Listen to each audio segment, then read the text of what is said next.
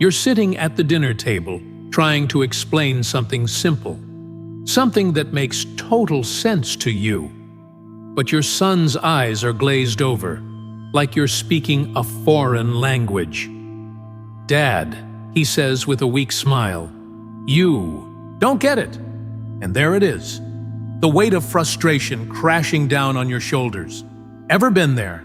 Of course you have, because the truth is, when we become parents, we expect to be heard, respected. But how do you pull that off when the roles feel reversed? Well, let me tell you a story about Jack, a 67-year-old guy from a small town in Colorado.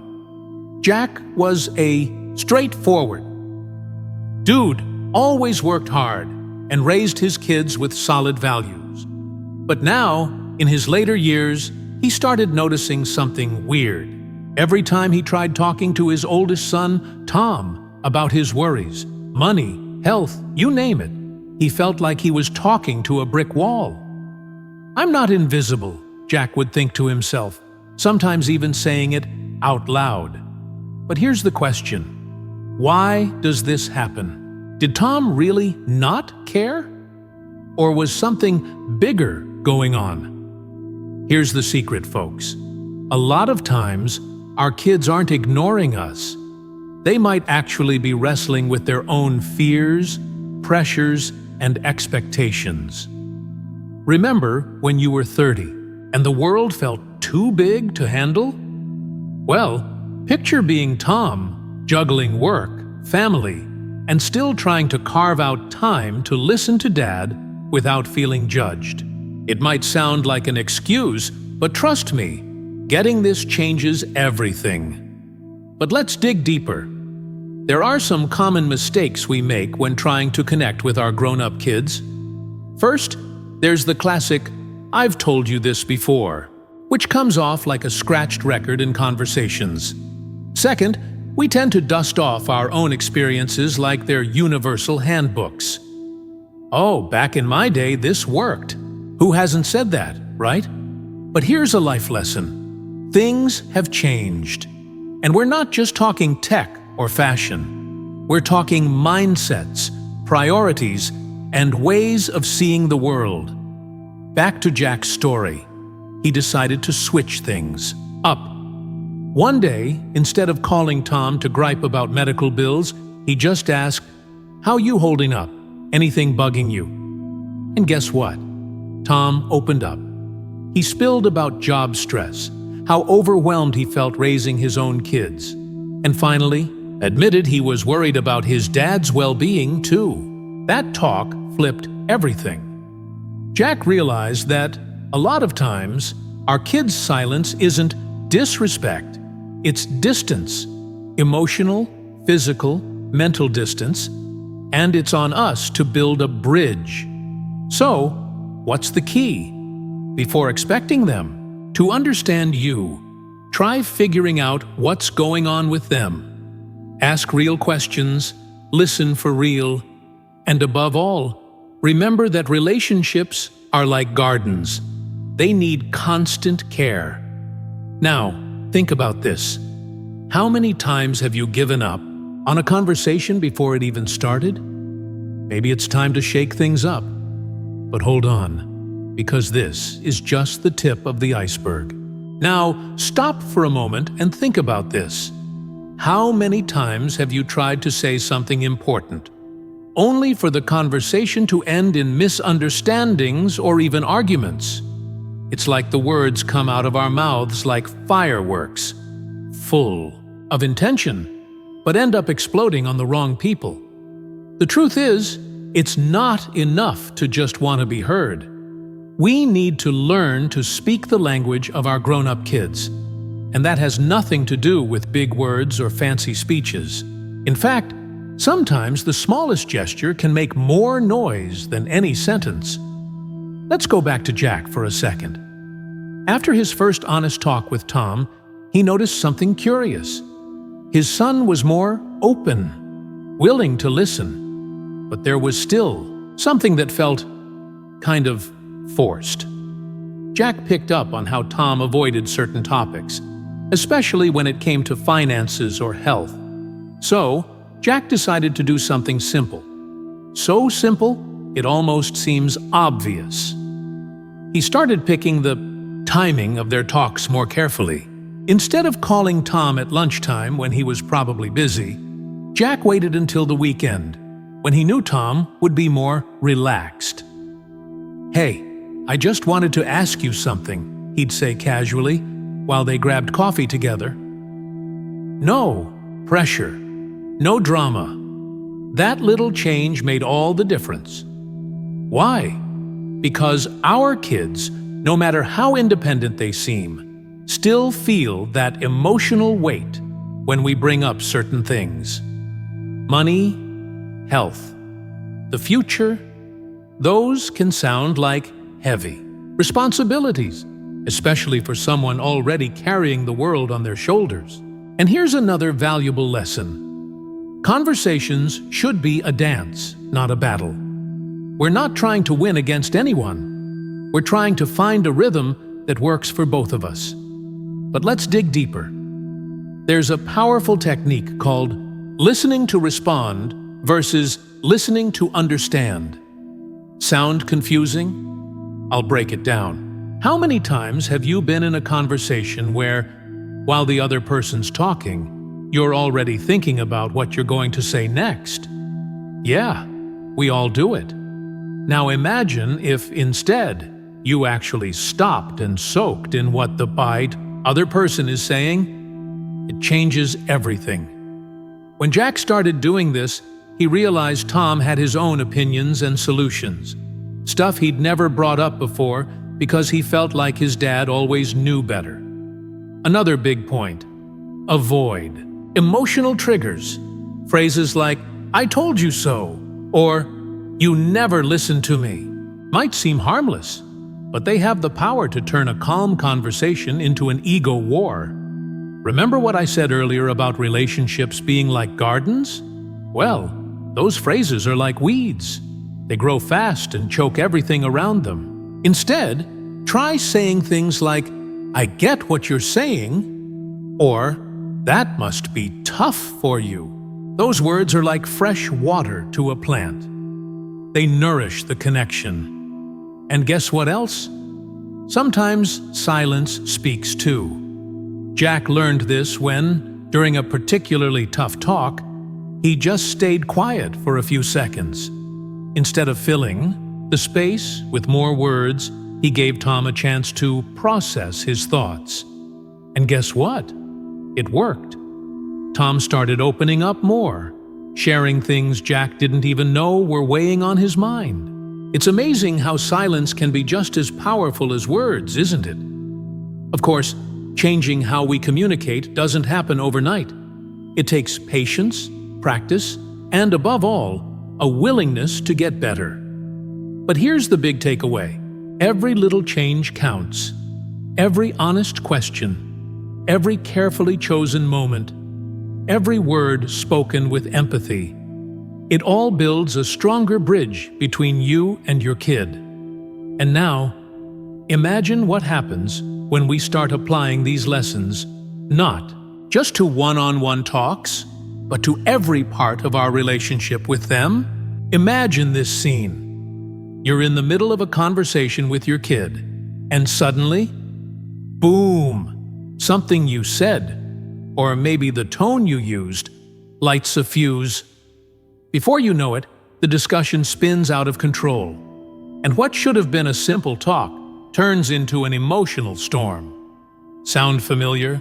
Well, here's the truth. Conflicts are inevitable. But what really matters isn't avoiding them. It's learning to turn them into something constructive. Yes, you can transform a blow-up into a stronger connection. Sounds like magic? It's not. It's pure science and practice. Let's go back to Jack for a moment.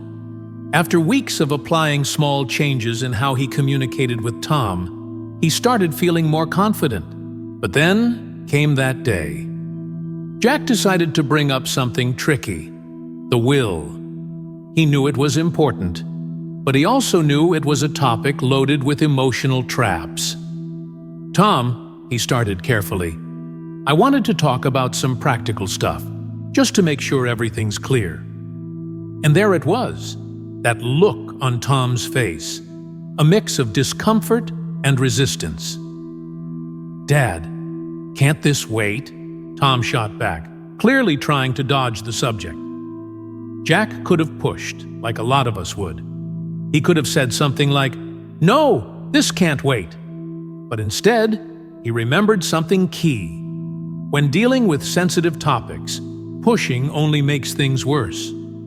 So, he took a deep breath and said, "You're right. Maybe now's not the best time. But can we at least set a time to talk about it? I just want to make sure we're all on the same page." And guess what? Happened? Tom relaxed. He even smiled and said, "Sure, Dad. How about next week?" That small exchange reveals something deep. Conflicts don't have to be blow-ups. They can be doors to deeper conversations, as long as you handle them the right way. Here's the secret. When you feel a talk getting tense, you need to pause and reframe. Instead of seeing the disagreement as a threat, see it as an opportunity to better understand your kid, and for them to understand you too. That takes calm, self-control, and above all, empathy. But let's go further. There's a technique called apologizing without blame, and it can be a lifesaver in tense moments. Picture this. During an argument, instead of saying, "Why do you always get mad at me?" you say, "I'm sorry if I said something that upset you. That wasn't my intention." That line sounds simple, but it disarms the other person. It takes the pressure off and creates space for both sides to regain their emotional balance. When Jack started using this approach, he noticed tough talks got way more productive. Another key point is learning to spot the personal triggers, yours and your kids. For example, Jack figured out that Tom got especially frustrated when he felt like he was being micromanaged. So Jack got smarter about it. He stopped, saying things like, "You should do it this way," and started asking, "What do you think the best way forward is here?" That subtle shift made all the difference because it showed respect for Tom's independence. And here's something you might not have thought about. Sometimes conflicts pop up because we're still treating our grown kids like they're little. Remember that time you helped your kid take their first steps? You were there to catch them, if they fell. But now, they can walk on their own. And yeah, they'll stumble sometimes. The point is, you've got to trust they can get back up. That doesn't mean you step away completely. It means you offer support without overloading them. Now, picture this. Every conflict you handle well is like a brick you lay in building a stronger bridge between you and your kid. That bridge doesn't just help you understand each other better today, it sets a solid foundation for the future. And as you start practicing these techniques, picking better moments, listening closely, dodging triggers, something amazing happens. Those talks that used to feel impossible start flowing naturally. But hold on, because the real challenge is still ahead. How do you keep that connection strong when things get really tough? Now, tell me something. What happens when everything seems stacked against you? When that conversation that started with good intentions turns into an emotional minefield, full of intense feelings, misunderstandings, and even old grudges? Stop for a second and think about it. Maybe you've been there, sitting at the table, trying to keep your cool while your kid crosses their arms, shuts down, and says something like, "You never really got me anyway." Those words sting. They hit deep, like an arrow landing right where it hurts most. But here's the key point. Moments like these aren't the end of the road. They're just tests. And getting through them can strengthen your relationship in ways you can't even imagine. Let's go back to Jack again. After weeks of progress in his talks with Tom, he hit a big challenge. One day, during a family get-together, the topic shifted to something sensitive: Jack's health.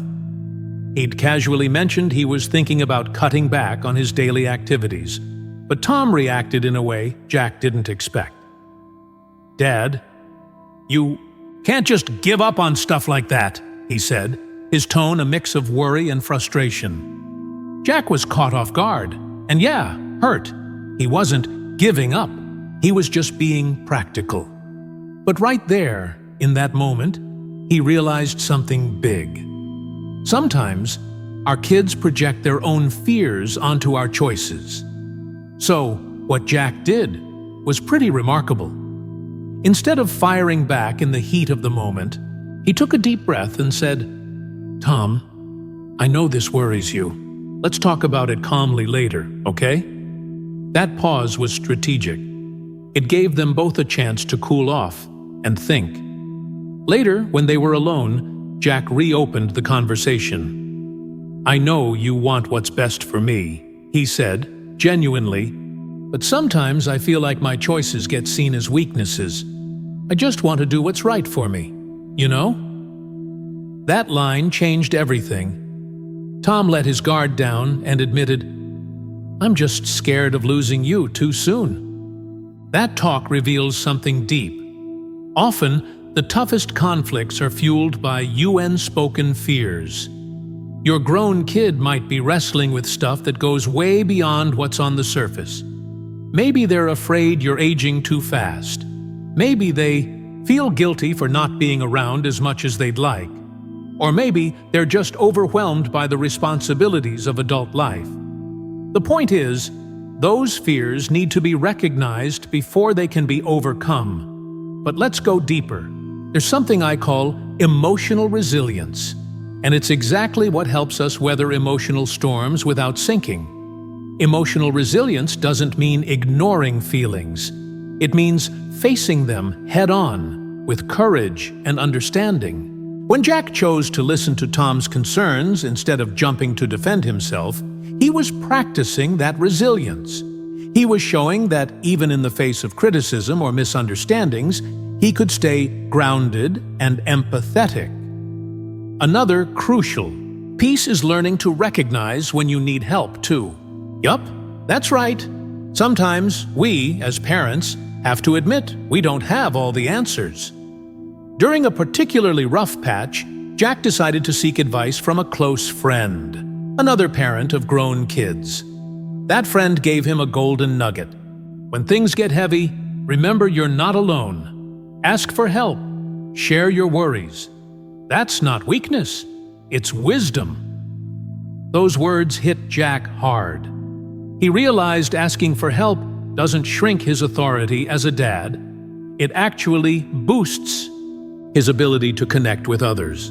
And here's another powerful lesson. Sometimes, the hardest conflicts come up because we're trying to fix everything at once. But relationships, especially with our grown kids, are marathons, not 100-yard dashes. You don't have to solve every problem in one talk. What matters is steady progress, small steps taken consistently. Remember when you taught your kid to ride a bike? It didn't happen overnight. There were falls, retrees, and eventually, wins. The same goes for family relationships. Now, picture this. Every conflict you work through is like a muscle getting stronger. The more you flex that muscle, with patience, empathy, and resilience, the tougher it gets.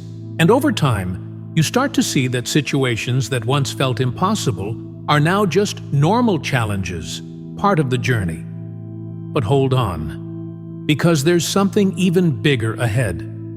How do you turn these lessons into something that goes beyond conversations and becomes part of the legacy you leave for your kids?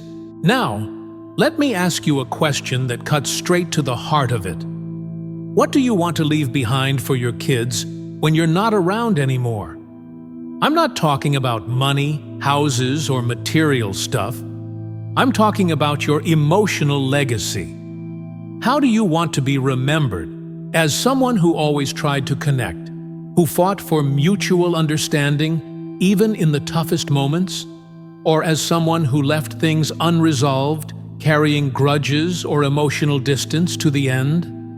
Let's go back to Jack one last time. After months of working on his relationship with Tom, something amazing started to happen. Their conversations weren't just about practical stuff or daily needs anymore. They began to reflect something bigger. One day, during a quiet walk in the park, Tom said something that caught Jack off guard. "Dad, I've been thinking a lot about everything we've talked about lately. And you know what? I don't think I ever thanked you for everything you've done for me." Jack froze for a second. He wasn't expecting that. But then, with a genuine smile, he replied, "I just wanted you to know that I've always been here, and I always will be." That simple exchange was like a beam of light cutting through years of little misunderstandings. That moment is what I call the legacy touch. When we manage to turn our relationships with our grown kids into something deep and meaningful, we're planting seeds for something that goes beyond ourselves. It's like building a bridge that'll still stand, even when we're not around anymore. But here's the big secret. That legacy doesn't come together all at once. It's shaped by thousands of small moments, every word spoken with empathy, every act of patience, every effort to understand the other's perspective. And you know what's even more powerful? That legacy doesn't just benefit you and your kid. It echoes into the next generations. When Tom saw Jack's effort to improve their communication, he started thinking about his own relationships, especially with his own kids. He realized he was repeating some of the same patterns that used to push him away from Jack. If my dad can change, he thought to himself, why can't I do the same? And just like that, the cycle of understanding and growth kept going, spanning generations. But let's tackle something you might be wondering. How do you make sure that legacy lasts? The answer lies in 3 essential pillars. First, constant upkeep. Just like a car needs regular tune-ups to keep running smoothly, our relationships need ongoing attention. Second, radical honesty. I'm not talking about being harsh. I mean being real about how you feel, but always with respect. Third, daily gratitude. Yup, you heard that right. Being thankful for the time you get with your kids, even on the hardest days, builds a rock-solid foundation for any challenge ahead. And here's a final thought. Relationships are like trees. At first, they're fragile, needing constant care and attention. But over time, if you nurture them right, they grow strong and sturdy, offering shade and fruit to everyone around. And even when that tree gets old one day, its roots stay deep in the ground, linking past, present, and future. That's exactly what you can create with your grown kids. A web of connections that stands the test of time. So, let's circle back to where we started. You clicked on this video because you wanted to figure out how to deal with kids who seem like they don't get you. And now, after everything we've covered, I hope you see that this journey is so much more than just fixing a tricky relationship. It's about turning conflicts into opportunities, about learning to listen and be heard, about building something that lasts for years, even decades. And here's my final challenge for you. What's the next step you'll take today to strengthen that bridge with your kid? Will it be an honest conversation? A pause to listen without judging? Or maybe just a hug that says more than 1,000 words? Remember, every little action counts. And together, they create something incredible. Now, tell me, what's your next move? So, what do you think? Are you ready to transform your relationship with your grown kids and build a connection that truly lasts forever? If the answer is yes, and I know it is, then I want to invite you to take the first step right now. Click the subscribe button below and join our community of people who are facing the same challenges as you.